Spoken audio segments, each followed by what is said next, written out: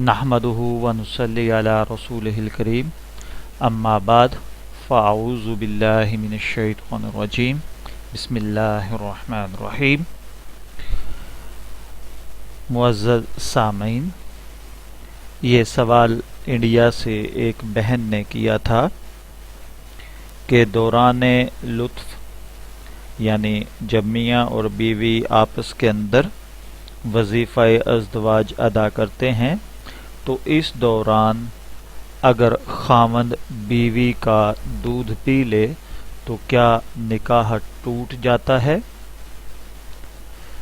تو اس کی تفصیل میں عرض کر دوں۔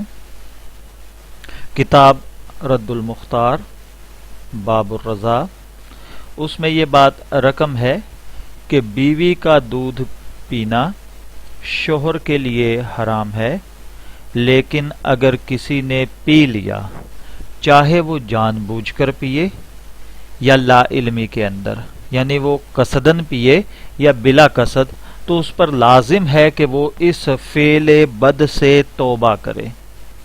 تاہم اس سے نکاح پر اثر نہیں پڑتا، نکاح بدستور قائم رہتا ہے۔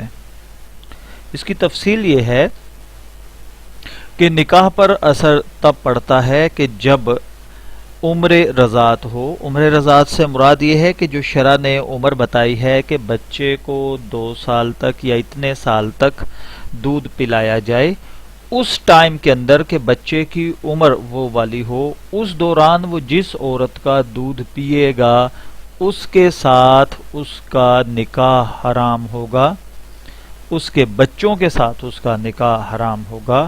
اس عمر کے بعد وہ کسی بھی طرح سے کسی بھی عورت کا اگر دودھ پی لیتا ہے، آنکھ میں ڈال لیتا ہے، بطور میڈیسن یوز کر لیتا ہے، تو اس کے نکاح کا کوئی مسئلہ نہیں ہے، نکاح ہو جائے گا، اس میں کوئی پرابلم نہیں ہے۔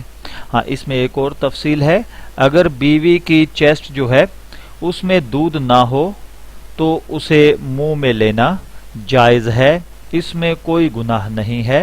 تاہم اگر دودھ منہ میں آنے کا اندیشہ ہو تو اس سے بچنا چاہیے۔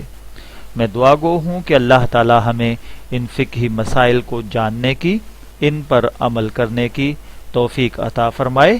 والسلام۔